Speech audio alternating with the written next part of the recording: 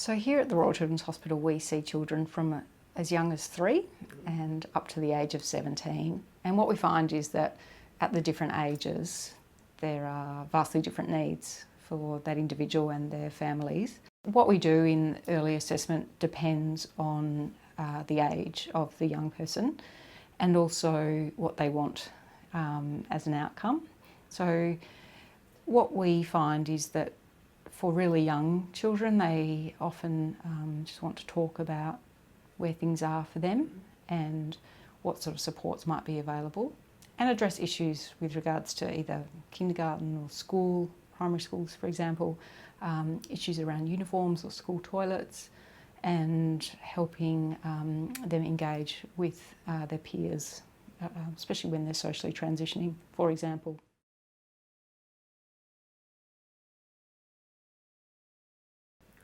Social transition takes many forms.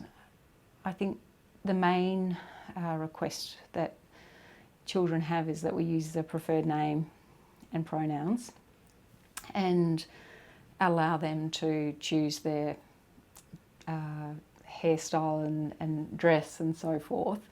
And often if they can go to school wearing the school uniform that they feel affirmed in, and using a preferred name, that's often enough. In prepubescent children, the main source of support is the mental health clinician. The paediatricians or endocrinologists don't tend to get involved until the child is nearing puberty to start talking about fertility, preservation, to start doing some discussions around what medical interventions might be appropriate and what the risks and benefits are. So really the team as a multidisciplinary team tends to come to the fore around puberty. Before that it's primarily mental health. With the older children who are around the age of puberty, because often the distress escalates around that time and there's a sense of urgency with expressing their affirmed gender, and that can be a hard time around late primary school, early high school for the social transition. But again, I think if they can be assured that it's okay to expect people to use their preferred name and their pronouns, then that's a really big step. Older adolescents often benefit from being given some information around binding if they have developed breasts, and associated with trying to empower the family to get the school to use preferred names and pronouns as well.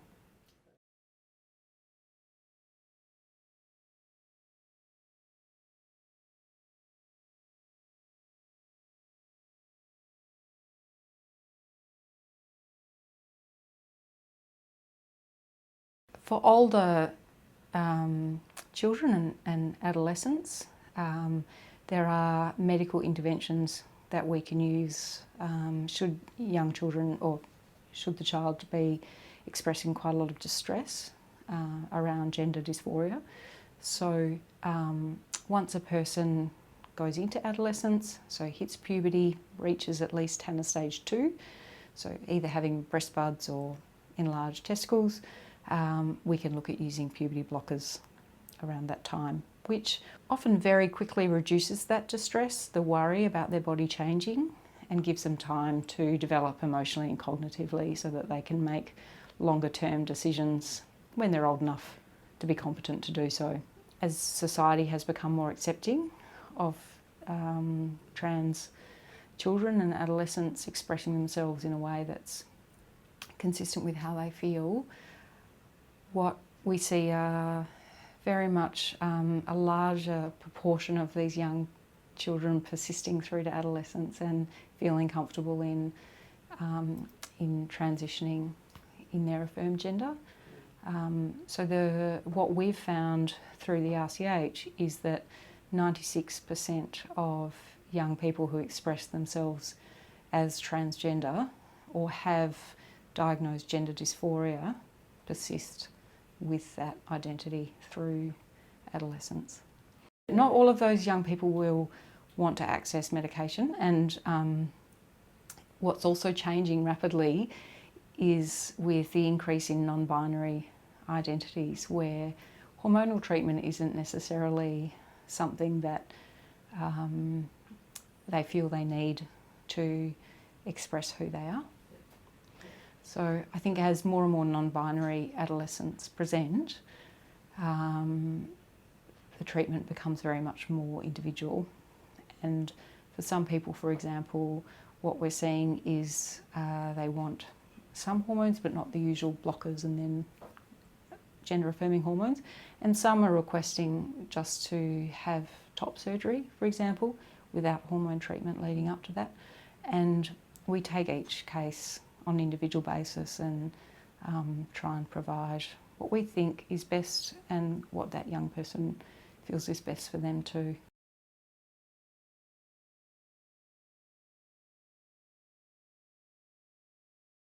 We know that the main predictor of a good outcome is the level of family support and parental support in particular. So I think the GP is pivotal in creating that support for the family. We also rely on GPs to inform us when they have concerns from a mental health perspective, and at a practical level with monitoring hormone levels and so forth. What we've seen over a number of years, which I think has been great for the young people and great for us, when the GPs have been involved in care with that young person in a shared care arrangement with us, is when they are transitioning to adult services, instead of needing to go on to a specialist service, the GP has felt comfortable to continue prescribing the gender affirming hormones and monitoring things like hormone levels and general health related screening that goes along with medical transition. They feel comfortable doing that. So this young person is really well connected at the time of transition and has a really smooth transition. And the feedback we've got from that is that it works really well for them.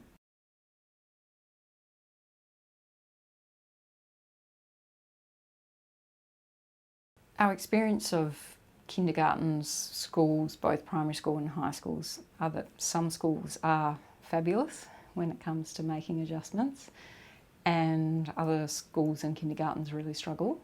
I think kindergartens are much more easily adaptable because they're not such gendered environments, whereas schools tend to have very strict rules on uniforms and toilets.